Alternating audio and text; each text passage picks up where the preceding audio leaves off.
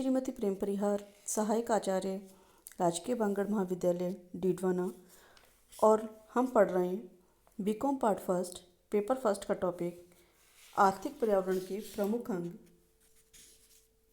इस टॉपिक से पहले हमने आर्थिक पर्यावरण की परिभाषा, आर्थिक पर्यावरण की विशेषताएं और आर्थिक पर्यावरण के उद्देश्य के बारे में जाना था। और आज हम विस्तार से आर्थिक पर्यावरण के प्रमुख अंग कौन कौन से होते हैं उनके बारे में जानेंगे। जैसा कि मैंने आपको सिलेबस डिस्कस करते हुए भी बताया था कि ये बहुत इम्पोर्टेंट टॉपिक है और हर साल इसमें से क्वेश्चन आता है, तो आप इसे बड़े आराम से और धैर्य से सुनिए। देश का विकास और समृद्धि बहुत कुछ आर्थिक पर्यावरण पर निर्भर करती है और इसको प्रभावित करने वाले घटक या कारक या इसके महत्व या इसके मुख्य अंग, किसी भी नाम से प्रश्न पूछा जाए, बिंदु हमारे यही होंगे, इन्हीं को हमें लिखना है। तो अनेक घटक होते हैं जिनमें से कुछ इस प्रकार हैं, उनके बारे में हम क्रमवार अध्ययन करेंगे। पहला बिंदु है हमारा प्राकृतिक संसाधन एवं दशाएं। देश के प्राकृतिक संसाधनों के अंतर्गत वे सभी परिस्थितियां आती हैं, वे सभी संसाधन आते हैं जो कि हमें प्रकृति ने निःशुल्क रूप से उपलब्ध करवाए हैं, जैसे कि भूमि, मिट्टी, खनिज, जल, वनस्पति, पहाड़, मैदान आदि। जहाँ एक ओर देश में प्राकृतिक संसाधनों की प्रचुरता और उनकी विकास की परिस्थितियों के अनुकूल होने पर उन साधनों के विदोहन से आर्थिक विकास, उत्पादन में वृद्धि, रोजगार के पर्याप्त अवसर तथा आर्थिक समृद्धि का मार्ग प्रशस्त होता है, वहीं दूसरी ओर प्राकृतिक साधनों का अभाव, भौगोलिक परिस्थितियों की प्रतिकूलता तथा संसाधनों के विदोहन की सीमित संभावनाओं में देश के आर्थिक विकास कम हो जाता है या अवरुद्ध हो जाता है। यानी कि प्राकृतिक संसाधन एवं दशाएं आर्थिक पर्यावरण को निर्धारित करने वाले महत्वपूर्ण और आवश्यक घटक माना जाता है।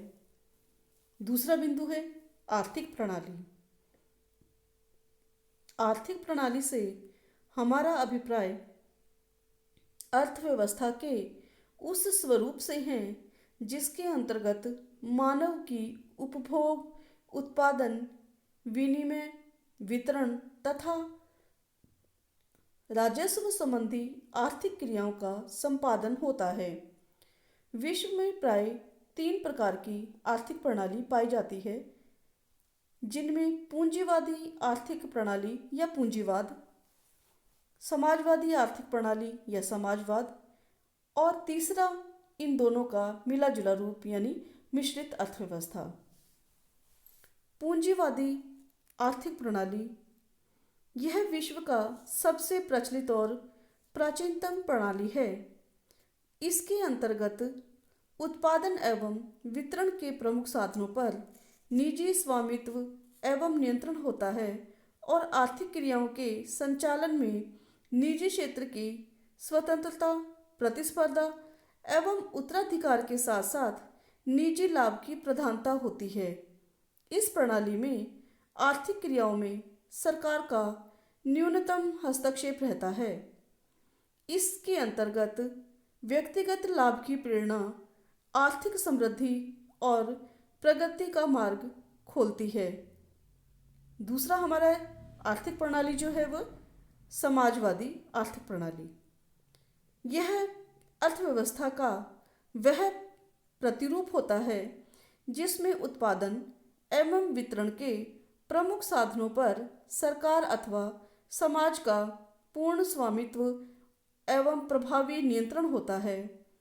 इस व्यवस्था में निजी क्षेत्र की भूमिका बिल्कुल नाम मात्र की होती है। ऐसी अर्थव्यवस्था का संचालन अधिकतम सामाजिक लाभ के उद्देश्य से किया जाता है। तीसरी हमारी व्यवस्था जो है मिश्रित अर्थव्यवस्था होती है। यह अर्थव्यवस्था उपरोक्त दोनों आर्थिक प्रणाली का मिश्रित रूप होता है। इसमें प्रमुख आधारभूत उद्योगों को सार्वजनिक क्षेत्र के लिए सुरक्षित रखा जाता है, जबकि उपभोग उद्योगों के विकास एवं विस्तार को निजी क्षेत्र के लिए खुला छोड़ा जाता है। सरकार अधिकतम सामाजिक लाभ के लिए निजी क्षेत्र को नियंत्रित करती है। इस प्रकार आर्थिक प्रणाली की भिन्नता के कारण आर्थिक पर्यावरण में भिन्नता पाई जाती है, क्योंकि आर्थिक प्रणाली का निर्माण देश में अपनाई जाने वाली आर्थिक प्रणाली के स्वरूप पर निर्भर करता है कि वह कौन सी आर्थिक प्रणाली अपना रहा है, पूंजीवादी, समाजवादी या मिश्रित अर्थव्यवस्था। अगला है आर्थिक दशाएं। आर्थिक दशाओं के अंतर्गत बहुत से बिंदु आते हैं जो कि आर्थिक पर्यावरण को व्यापक रूप से प्रभावित करते हैं, जिसमें आर्थिक विकास का स्तर, देश में उत्पादन, रोजगार, आय तथा व्यावसायिक गतिविधियां मुख्य रूप से विकास के स्तर पर निर्भर करती है। विकसित देशों में उन्नत उत्पादन तकनीक एवं बड़े पैमाने की उत्पत्ति से उत्पादन में तेजी होती है। उत्पादन एवं रोजगार बढ़ने से आय का स्तर भी ऊंचा होता है, बाजार का विस्तार होता है और ऐसे देशों की उच्च प्रतिस्पर्धात्मक शक्ति के कारण ये देश अंतर्राष्ट्रीय व्यापार में भी वृद्धि करते हैं। इसके विपरीत विकासशील राष्ट्रों में पूंजी की कमी, उत्पादन की पिछड़ी तकनीक से उत्पादन स्तर नीचा होता है। ऊंची उत्पादन लागत, सीमित बाजार, जनसंख्या की समस्या, आय का निम्न स्तर, बेरोजगारी आदि कई बाधाएं होती है जो इन देशों के विकास को अवरुद्ध करती है। अतः आर्थिक विकास का स्तर आर्थिक पर्यावरण को प्रभावित करता है। राष्ट्रीय आय का स्तर, देश में राष्ट्रीय आय का स्तर तथा उसकी संरचना दोनों आर्थिक पर्यावरण को प्रभावित करते हैं। राष्ट्रीय आय का स्तर नीचा होने पर निर्धनता, प्रभावपूर्ण मांग में कमी, बाजारों की सीमितता, बचतों का नीचा स्तर, निवेश एवं पूंजी निर्माण का अभाव, इसके कारण आर्थिक गतिविधियां अवरुद्ध हो जाती है। जबकि राष्ट्रीय आय का स्तर यदि ऊंचा रहता है तो अधिक बचतें होती हैं, जिससे तीव्र पूंजी निर्माण होता है जो आर्थिक विकास का मार्ग प्रशस्त करता है। यानी राष्ट्रीय आय अगर हमारी अधिक होगी तो अधिक विकास होगा, राष्ट्रीय आय अगर हमारी कम है तो विकास भी कम होगा। बैंकिंग व्यवस्था, देश की बैंकिंग व्यवस्था भी आर्थिक पर्यावरण को प्रभावित करती है। जहां उन्नत बैंकिंग व्यवस्था बचतों को पूंजी निर्माण में परिवर्तित कर आर्थिक विकास को प्रभावित करती है, आर्थिक गतिविधियों को प्रेरणा देती है। अर्थव्यवस्था में मुद्रा एवं साख की पर्याप्त पूर्ति से विकास का मार्ग खुलता है। वहीं दूसरी ओर यदि बैंकिंग व्यवस्था पिछड़ी है, अपूर्ण है, तो विकास का मार्ग रुक जाएगा, क्योंकि ऐसी अवस्था के अंदर साख नहीं होगी और साख निर्माण के अभाव में पूंजी का निर्माण भी नहीं हो पाएगा। करों की संरचना या ढांचा, कर संरचना सरकार की आय का प्रमुख स्रोत होता है। वहीं दूसरी ओर आर्थिक विषमताओं को कम करने, प्रत्येक से उनकी क्षमता के अनुरूप कर आय जुटाने, आर्थिक गतिविधियों को बढ़ाने, निवेशों को दिशा देने तथा बचतों को प्रोत्साहन देने में काम आती है। करों में छूट के प्रलोभन से वांछित दिशा में निवेश को बढ़ाया जा सकता है। कर की नीची दरों से कर आय को बढ़ाया जा सकता है। काले धन को उत्पादक कार्यों में प्रवाहित किया जा सकता है। हम देखते हैं कि भारत में भी इस तरह की व्यवस्था की गई है। जहां अधिक उद्योगों की स्थापना करनी होती है, वहां टैक्स में कमी कर दी जाती है और उन्हें सुविधाएं दी जाती है, जिससे कि जो उद्योग हैं वो उस क्षेत्र विशेष में लगने के लिए आकर्षित होते हैं। बीमा व्यवस्था। देश बीमा व्यवस्था जो है देश के अंदर, वह जोखिमों से सुरक्षा प्रदान करती है। जीवन बीमा बचत एवं भावी जीवन में आर्थिक सुरक्षा प्रदान करता है, जबकि अग्नि बीमा, वाहन बीमा, सामुद्रिक बीमा आदि जो है व्यवसायिक क्षेत्र में जोखिमों से सुरक्षा प्रदान करते हैं। बीमा क्षेत्र में आर्थिक एवं व्यवसायिक गतिविधियों को प्रोत्साहन मिलता है, जबकि बीमा के अभाव में आर्थिक गतिविधियां कमजोर हो जाती है। व्यापार एवं भुगतान संतुलन की स्थितियां। जिस देश में व्यापार एवं भुगतान संतुलन पक्ष में रहता है, उस देश में विनिमय दरें अनुकूल रहती है, विदेशी भुगतानों के निपटारे में सुविधा रहती है, अंतर्राष्ट्रीय व्यापार बढ़ता है और व्यापार शर्तें देश के अनुकूल रहती हैं। जबकि व्यापार एवं भुगतान संतुलन प्रतिकूल रहने पर विनिमय दरों पर भी प्रतिकूल प्रभाव पड़ता है, देश पर विदेशी ऋण का भार बढ़ता है, विदेशी भुगतानों के निपटारे में बाधा पड़ती है, जिसके कारण आर्थिक विकास अवरुद्ध हो जाता है। विदेशी ऋण भार। जो देश विदेशी ऋणों के जाल में फंस जाते हैं, उनको ऋणों के पुनर्भुगतान तथा ब्याज के भुगतान पर भारी मात्रा में दुर्लभ विदेशी मुद्रा चुकानी पड़ती है। भुगतान संतुलन प्रतिकूल हो जाता है और वह देश आर्थिक दिवालियेपन की ओर अग्रसर हो जाता है।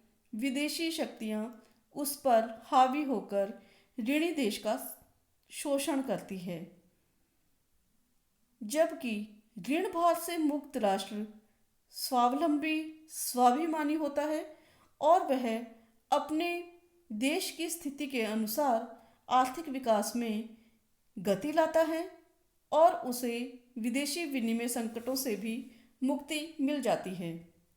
व्यापार चक्र। व्यापार चक्र का मायना यह है कि न तो देश में तेजी होनी चाहिए, न देश में मंदी होनी चाहिए, क्योंकि ये दोनों ही परिस्थितियां देश के लिए खतरनाक हो सकती हैं। जहां एक ओर तेजी काल में उत्पादन, रोजगार एवं आय बढ़ती हैं, मंदी काल में कीमतों में अप्रत्याशित कमी के कारण देश में उत्पादन, रोजगार, आय को काफ़ी घाटा होता है। इससे अर्थव्यवस्था प्रभावित होती है। सभी देश यही चाहते हैं कि स्थिरता के साथ आर्थिक विकास को बढ़ावा दिया जाए। अगला बिंदु है आधारभूत संरचनात्मक सुविधाएं। जिन देशों में परिवहन, संचार, ऊर्जा, विद्युत, पेट्रोल, डीजल आदि आधारभूत संरचनात्मक सुविधाएं पर्याप्त उपलब्ध होती है, तो उस देश का आर्थिक विकास भी तीव्र गति से होता है। जबकि इन सूचनाओं के और सुविधाओं के अभाव में आर्थिक विकास अवरुद्ध हो जाता है। विकसित देशों में आधारभूत संरचनात्मक ढांचा मजबूत होता है, तो वहाँ आर्थिक विकास की गति भी तीव्र होती है। बेरोजगारी, निर्धनता एवं आर्थिक विषमता। जिन देशों में बड़े पैमाने पर बेरोजगारी हो, वहाँ उत्पादन एवं आय का स्तर नीचा रहेगा। उत्पादन में श्रम प्रधान तकनीकों पर जोर दिया जाएगा। गरीबी की समस्या रहेगी। निम्न आय से बाजार और आर्थिक गतिविधियां सीमित होगी। आर्थिक विषमता से वर्ग संघर्ष पनपेगा और सरकार के सामने भी संतुलित विकास एक समस्या बनकर उभरेगी। परंतु जिन देशों के अंदर ऐसी परिस्थितियां नहीं होती हैं, वहाँ बहुत अच्छे से विकास होता है और आर्थिक विकास की गति भी तीव्र होती है। बेरोजगारी, निर्धनता और आर्थिक विषमताएं आर्थिक पर्यावरण को प्रभावित करती हैं और उसके विकास का मार्ग भी अवरुद्ध कर देती हैं।